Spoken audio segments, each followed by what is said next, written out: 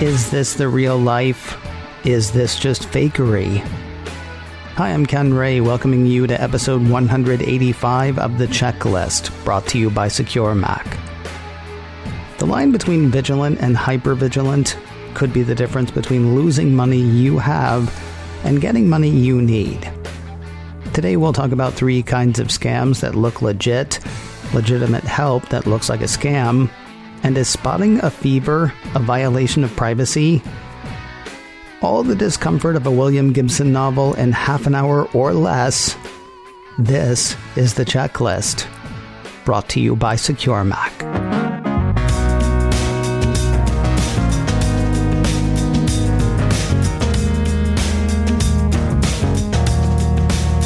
Wear a mask, don't wear a mask. Keep working from home, go back to the office. Stay inside, go out and play. Over the past couple of months, a lot of things have ground to a halt, sometimes because of health and safety concerns, and sometimes because we can't or won't decide the best course of action. Work has slowed down, school has slowed down, the economy has slowed down. Bad guys have not slowed down. They have, however, adapted. VentureBeat ran a piece this week featuring the findings of cybersecurity firm Cujo AI. They've been taking a look at coronavirus-related domain names and the ways that they are used to scam people. They found 3 main categories: fake products, financial fraud, and impersonating health organizations. The Cujo says the uptick in scammy domains using the term COVID or coronavirus actually started back in February. I know we talked about it for the first time here in February or March. VentureBeat says an analysis of these domain names showed that the largest category is dedicated to some kind of news and information. You'd think that would be a good thing. And in a lot of cases it is, though there are sites out there that install malware. So if you, or probably somebody less savvy than listeners to shows like this one, people randomly clicking links, either in a panic or simply a desire to know more, they can be moved into the victim category pretty quick. So a few suggestions if you're just looking to be informed. Use trusted sources. The New York Times, the LA Times, The Guardian, ABC, NBC, CBS, NPR. I'm not going to tell you which ones to choose, but make sure to name reputable sources of information. A lot of sites with paywalls are actually putting their COVID-19 information outside the paywall, so more information is available now than usual. I've got a family member who keeps sending me conspiracy videos from Facebook. Don't do that. Don't be that person. Anybody whose video includes terms like what they don't want you to know or that's what they want you to think, I'm going to put them in the not trusted category. And finally, run a good malware suite. Cujo says some of the sites are set up to deliver malware. The best thing to do is avoid those sites, but running a good security utility is a good idea in the best of times, and these are not the best of times. So now let's dig into the 3 primary types of scam sites. Top of Cujo's list, fake products. It's top of the list because so far it's the most frequent coronavirus scam seen by Cujo. Among the products, a coronavirus frequency defense, which said it uses sound to repel the virus, a COVID-19 sterilizer that uses UV light to clean your home or office, and the report says there are also sites for a variety of disinfection services that claim to be licensed to perform such work. Those worry Cujo because the sites were thrown up pretty quickly. The firm acknowledges the difficulty of telling what's true and what's not when it comes to such sites, so common sense might be your best friend here. Sound is not going to stop COVID-19. Just like news sources you can trust, don't buy things from places you've never heard of. There's no miracle thing yet to make this all better, and there's not going to be a miracle thing. There will be tested and researched precautions and treatments, not secret websites linked on Twitter or Facebook. Even reviews aren't necessarily helpful. I bought something recently on Amazon, not COVID-19 related. The thing didn't work as advertised. But here's the thing, I had read the reviews. There weren't many reviews, but they were all verified purchases and they were all 5-star. I couldn't figure out why it was so bad when the reviews were so good until I got a letter in the mail from the company that had built the product offering me an Amazon credit if I gave them a 5-star review on Amazon, then sent them proof that I'd done it. I've learned my lesson. As for services, check with the Better Business Bureau, and again, trusted review sites. Personally, I would question whether anybody was actually licensed to clean against COVID-19. It's hard to imagine we would have licenses for that already when we didn't even have a name for it a few months ago. Next on the list is financial fraud. Now, we've had a lot of new information thrown at us over the past few months. We can delay paying taxes. We'll be getting some sort of payment from the government. There are programs for which small businesses can apply. According to VentureBeat, scammers are using these programs to get people to turn over their personal and financial information. Cujo spotted several versions of this, including a phony tax site set up in Lithuania and fake revenue agencies appearing online in the US, the UK, and Canada. Cujo's also seen a growing number of charity scams, playing on people's desire to help others. And last on Cujo's list of top 3, impersonating health organizations. The World Health Organization is the most common one imitated, according to the report, probably because who knows what that looks like. WHO.int is the site, though WHO.org, the URL you would likely expect, does redirect to WHO.int. If you're wondering why anybody would want to imitate the WHO, VentureBeat says in some cases these sites are really phishing campaigns trying to obtain personal information, and in other cases they are secretly installing malware. In addition, while some copy legitimate health information, others include advice or news about the spread of the virus that is misleading or wrong. So, here are the suggestions. Type in the URL yourself. Don't click links in emails or texts. WHO.int. It is 6 letters and 1 dot. And of course, run a good malware suite. And seriously, no more videos from Facebook, okay?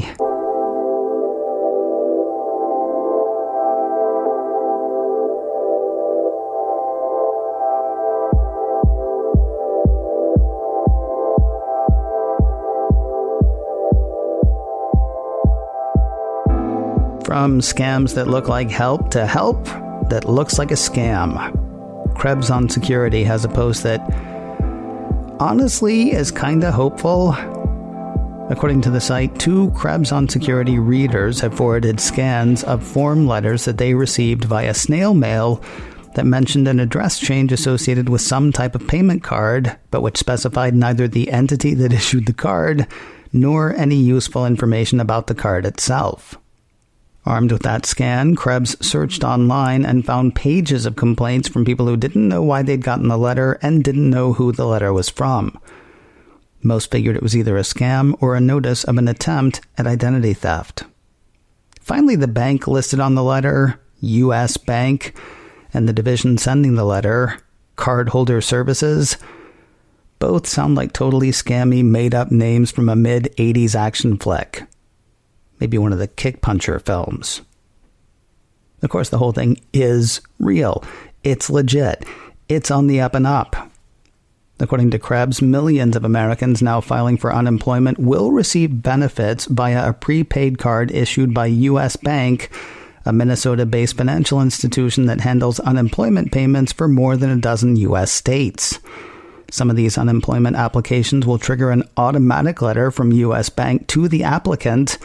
The letters are intended to prevent identity theft, but many people are mistaking these vague missives for a notification that somebody has hijacked their identity. The site goes on to say it took a fair amount of digging online to discover that the nebulously named Cardholder Services address in Florida, referenced at the top of the letter, is an address exclusively used by U.S. Bank. That digging indicated U.S. Bank currently manages the disbursement of funds of unemployment programs in at least 17 states, including Arkansas, Colorado, Delaware, Idaho, Louisiana, Maine, Minnesota, Nebraska, North Dakota, Ohio, Oregon, Pennsylvania, South Dakota, Texas, Utah, Wisconsin, and Wyoming. The funds are distributed through a prepaid debit card called ReliaCard. That last one's less kick puncher and more Running Man. But wait, it gets weirder. A lot of the people who got the letters had not yet received their ReliaCard. Also, they had not moved. Apparently, U.S. Bank's system kicks out a change of address letter automatically, even for changes as small as changing the word avenue to the shorter AVE, or changing the word street to the shorter ST. Now, I said this story is kind of hopeful. I say so for two reasons. First, U.S. Bank is trying to do the right thing, looking to confirm with the cardholder that the address change is valid and to combat identity theft. One could argue that they could do a better job, but points for trying. They're also looking into the matter. When Krebs contacted the bank responded saying, "We are always seeking to improve our programs, so thank you for bringing this to our attention. Our teams are looking at ways to provide more specific information in our communications with cardholders." That's good too. Though the part that I personally find more hopeful than all of it, people got this letter that seemed like a scam and identified it as such. I mean, they were wrong this time, thanks to the vague messaging from cardholder services at U.S. Bank about their ReliaCard. But suspicions were aroused by a suspicious-seeming message. And they said so. Security is healing.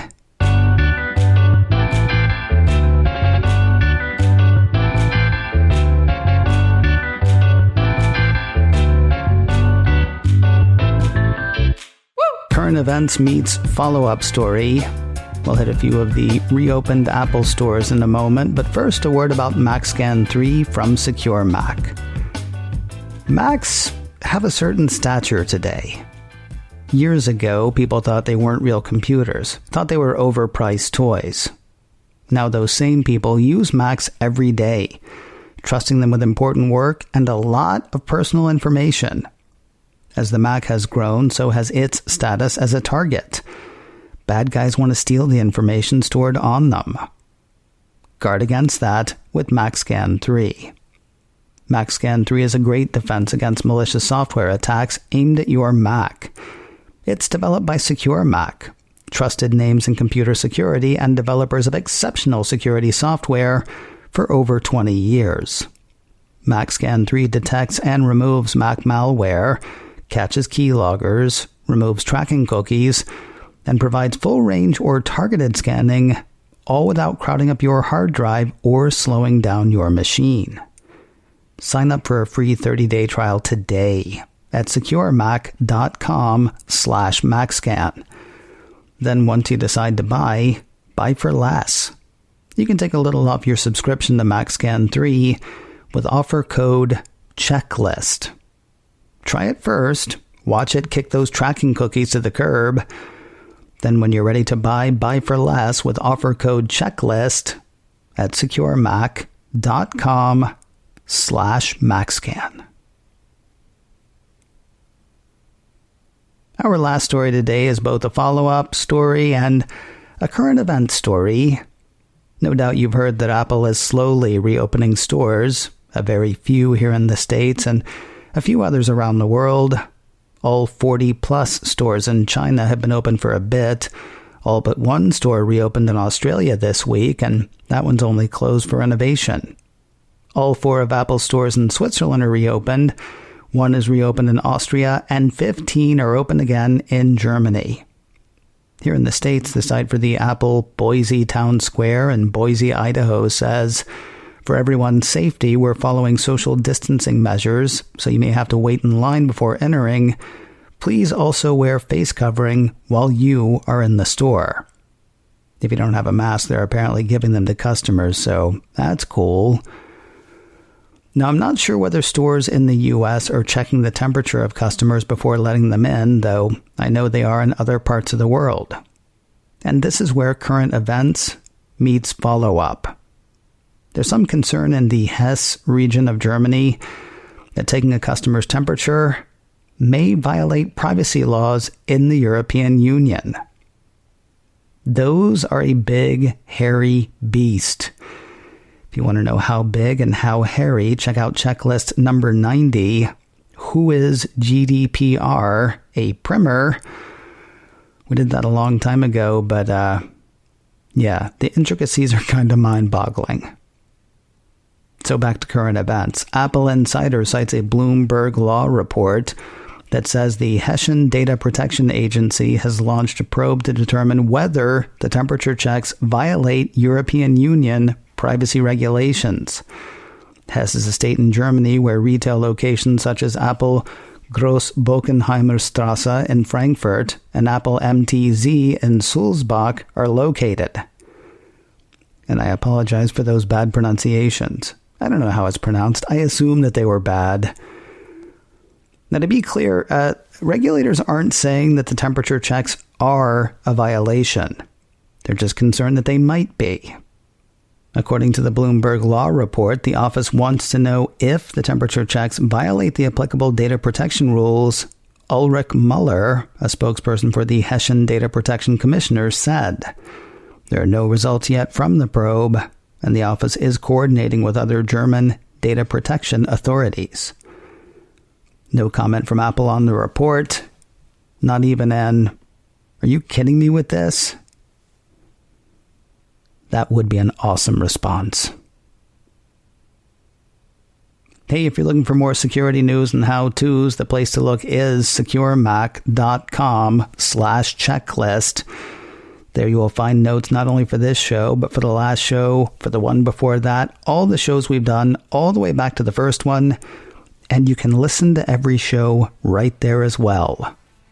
It all starts at one place, securemac.com/checklist.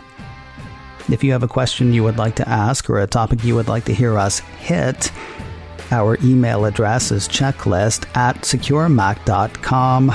That address again is checklist@securemac.com. And if you can't remember that, please do remember this. You're listening to The Checklist, brought to you by SecureMac. And we'll talk to you next week.